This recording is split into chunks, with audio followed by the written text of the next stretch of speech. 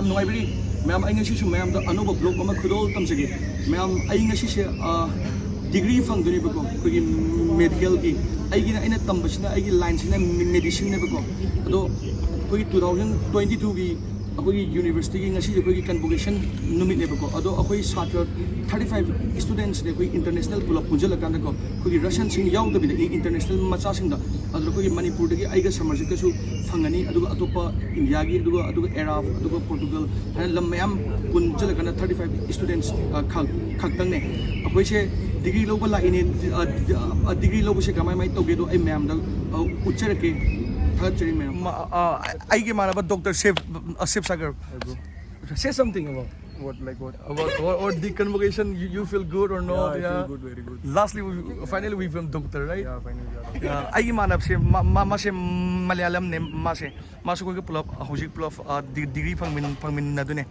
aduga Russia da sumaina ko ki degree phang mache chahi taruk ne ba ko ki laik tam mi se ado ai gi sida su ubirang mani sida phajna udre akoi sida MD ने बा असिदा को सिगी MD से मोगी ददी MBBS लाइते बा Russia दा अदुना खोय दा MD की डिग्री पीबी बको अदो MD से इंडिया ददी MBBS का माना दोइबा सिदा MBBS लाइते बनिना खोय दा MD की दी ओइना पीबी बा दुगा MBBS का माना बा इंडिया दा अदो कमाई तोगे दो आई मैम द उच्चर के होरेन डिग्री फंगबगी खोय सिदा लाइरी बको खोय मपान दा मैम अब आईगी माना बा खोय की Samarjit लाइरे अदुदुगा आईगी मानबा And he's our boy, Dr. Almeti. Yeah, Dr. Jealous लेरे अदुगा आईगी मानबा Dr. विशाल लेरे अदुगा आईगी मानबा Dr. आशुतोष लेरे अखोई पुलप पुना हौजे खोई की डिग्री फंगमिन अदुने अदुगा तौद्रेबा मफम सिना असिदने बको अखोई चावा थकपसु यावे अहानबगी खोई की लंच तौरब मतुंगदा अखोई से पुलप अदुगा वासने बको खोई ओवरटेकिंग लौरनी अदुगा खोई नेशनल एंथेम सानी रशिया की अदु मतुंगदा खोई डिग्री पीरनी डिग्री पीबे साम इंटरेस्टिंग ओइनी खोई क्राइदेनो हर इंडिया मणिपुर अदु आइगी बायोडाटा का खोई बाबा की पेरेंट्स की ममिंग लोइना यावरगा अदुमाना नाना स्क्रीन दु उत्पिनी हाई अदुगी मतुंगदा अमो खोई ओजा सिंग पुलप पुन्ना खोई मु पार्टी नुंगदांग मु तौगदबा काइनरम दाई अखोई से सिदा कई चानबा कई ललोशन की अखोई सिदा को सिदगी अचापोट लेसे सिदा खोइना चानिंगबा दम चाबा याय से बाय कितना बोलते तुम्हारा कितना निकाल रहा है अखोई से मीडी मैम वाले लाख का दो सबका फ्री है ब्रो cheers विस्की लाई थोड़ा अखोई से ngaktang lerdi haurani hauji se khogi videographer cameraman khogi loina lae khogi oza sing mi myam gi si city gi reporter su ngaktang lergadi khoi program start tawrani अखोई से को हौजी से degree P के दौरे ngaktang मुदी वाल खनी अदो अखोई की क्लब गाउन लोina लिट ले लेकिन टू पी के गा लोina उसले अदो दु की पेरेंट्स सु मैम लाए इंडिया दगी अदुगा अतोप मैम लम दगी लाए अदुगा खोगी स्टूडेंट सिंग की केनो सु मोगी ममाना करी क्लास लाए अदुगा जूनियर सिंग सु लाए अखोगी मखा ताब सिंग सु अदो छात्र याम देबा खोगी 35 स्टूडेंट्स खतनीना असिगी रो सिदा डिग्री फंगदबा खतंग फंगमे अदो रो असोंगे सिना पेरेंट्स सिंग अतोप आउटसाइडर्स के फंगमे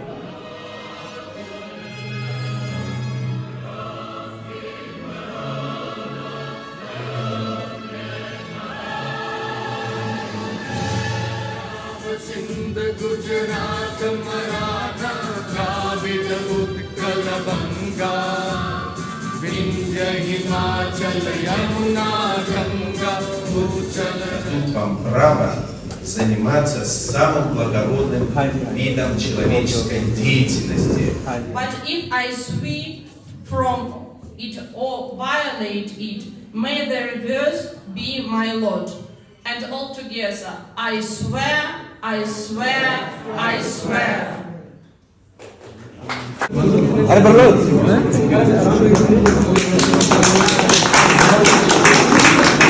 Long thank you.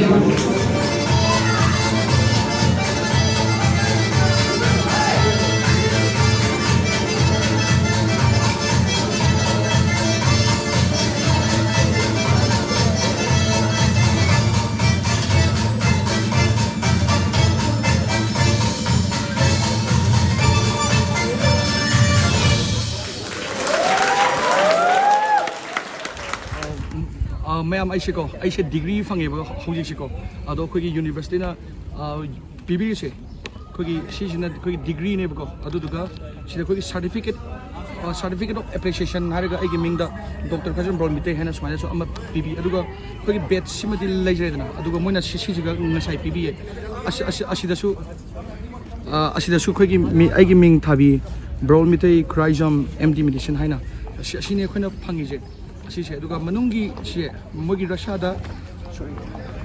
da piba degree je asigi CS ne asigi CS Russian marol da pi gane bako akoina ngasi Russian marol da pi bako aduga akoina heng daga heng mathang da akoina English translate tau gadaba adumain to si English ta muksu akoina par kadaba si ani akoi oidone adu so original nga ta amana Russian amana English ti translate asine mayam marak thana ko akoi Russia da medical tambining basing na ayon da paw phobirek pa adum yagane anoba satra sing ai sumamangi chahida adum ai satra adum pusanjai parents sing na ai bu thajabiraga ayon da paw phobirek pa gi hantaki chahi gi su admission open tawri matam lairi ayon da paw phobiraga ai mafam chana afaba wall ranking high university da ai mafam chana pusanjaraga angang sing gi mating pangba ai ngamba oijage paw phobir o mayam na interest leiba sing na thagat chari bai na gi degree ulone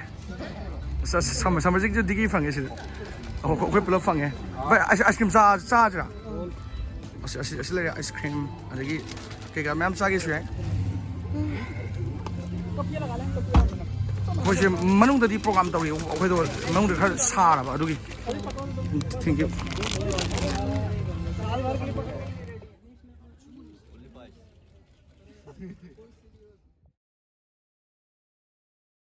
ai se ko khoi je degree fangba lulore matung da khoi se imanap sing mayam photo shoot tawdana photographer mayam lai ba ko oja singa photo kamina na memory oina ba adui matung da hoji khoi numidang wairam ne si se ko aduga khoina lai isna khoi restaurant ne ba ko khoi restaurant da imanap singa khoi kena asapo sum samina sin nungdangi khoi party su lai ba ado khoi asengbadi pulap laiba ko Indian sing aduga international sing pulap tawgadabane adubo pulap pam bayawi pam da bayawi den aduduna mai ki team khaidok nei ba ko aduda ai sho khoi imanaba singa khoi imanaba manga taruk mu ko ai ga lae khoina mafam amada mafam di manai ko ado atopada moina asomgi sumba khoi yum se ai udre sumba yum se khoi si je khoi manung ne se mong khoi phamba mi manga taruk ma du pham ba yai ba sumba khoi yum amam oina longna ba ado moida smai mai to ke du yeng se mem akhoi se akhoi imanaba sing se khoi doctor oi minaba sing se akhoi se degree phang minaba sing pura khona khoi cheers tau David, Fish, Ahmad, bro, cheers. All right. One more thing, man. To Ahmad and to Siva. Yeah. I hope you guys also get early graduation without any problems. And without any problems. My wish. My wish. We wish to you. We have time, but Ahmad, to you really, without any problem. Cheers, ma'am. Good doctor. Thank you. Good doctor. Yeah. Physicians. Manaba sing se akhoi se mi yam de ba ko akhoi do asom mi ma'am pun balai akhoi na mi yam da ba pam bai tare ai ga imanaba samar asita laire aduga akhoi imanaba Ahmad laire Ahmad che mana hai ma'am hai sem Ahmad chi di madi 6 year nate ba ko madi hanta ki 5th year ne ba ma se aduna ai khoi ga mo ga year man de aduna Ahmad ti mathang sei ne aduga adisna akhoi gi angang ne mana junior ne ma su aduga ai imanaba David lere aduga face lere hey doctor how do you feel tonight after you getting degree Awesome. Finally, doctors. Finally we become doctor na Physicians. yeah so what you thinking when you go India you want to come in Manipur Of course, bro. Manipur, I know, bro. Yeah, It's so good. I saw on YouTube, bro. It's so good, bro. Really beautiful. thank you Sisters, na? thank you so much for loving our lovely state Manipur Bro, Manipur is so good. I anyway want to visit. anyway man thanks for being with us okay we love you doctor asisina khoi yen gi soup ni se noodles su yaure adu sina yen shoi manung how is it what is called Ahmad what is called in Russian huh Biregi. Peregi. Sorry, perugi pie. In English pie, right? Yeah. ꯑꯩꯈꯣꯏꯒꯤ ꯑꯍꯥꯟꯕꯅ ꯀꯩꯁꯤ ꯄꯦꯔꯨꯒꯤ ꯀꯧꯏ ꯁꯤꯁꯦ 4 minutes to go. ꯁꯤ ꯑꯩꯈꯣꯏꯒꯤꯅ ꯄꯥꯏ ꯍꯥꯏꯕꯗꯣ ꯏꯪꯂꯤꯁꯀꯤ ꯋꯥꯍꯩꯗꯣ ꯑꯁꯤ ꯃꯅꯨꯡꯗ ꯄꯝꯀꯤꯟ ꯑꯃ ꯌꯧꯗꯦ ꯑꯩꯈꯣꯏꯗ ꯅꯈꯣꯏ ꯅꯣꯏ ꯆꯥꯕꯗ Yeah, pumpkin that's it. ꯑꯁꯤꯁꯤꯅ ꯑꯂꯨ Siska.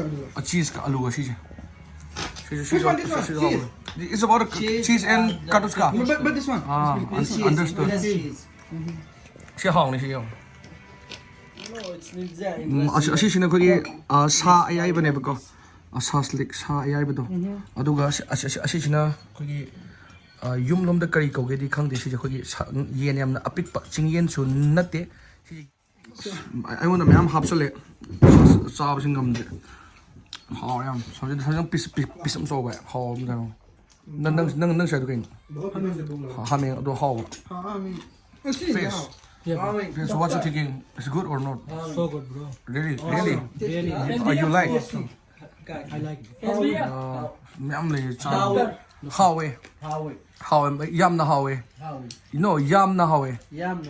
It means like, oh, it's very good, like this. Yamna Howe. Yeah. Howe. Yamna Howe. Yamna Howe. No, Howie. Yeah.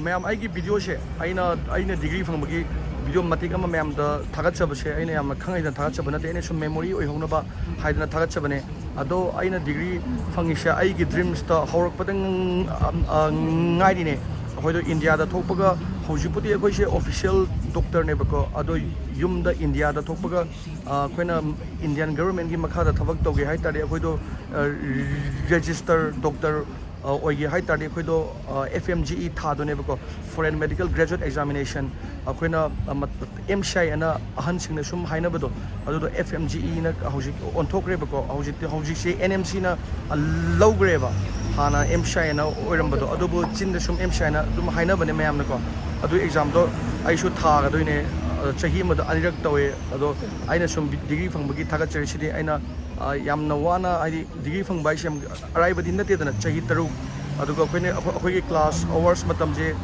Class hours खतदा 8832 माइना ओइबको अदो उन ताबा मतम मदगी इसा नारपा मतम मदगी टेंशन मैम लगिबा मैमदो अदुदो डिग्री फंगबगी आइना मैमदो सुम शेयर तौजबने वीडियो मति अमा ओइना याम नुंगाइबा नुमिने हाइदना अदो असिसिना पुंसिगोना नुंगाइबदि नचते सिलगेना नुंगाइबा मैमदो थेंगरखिने हाइना थाजे अवाबसु मैम अदो अवाबा थेंगनजदबा ओइजगे मैम यंगबिरिबसिंग थागचरे मखा तारकपा न्यू एक्सपीरियंस MBBS सिंग द कानगने हाइना खंजै मैम याइफरे मैम दसदाने कंगलिफांगना काइनरसे मैम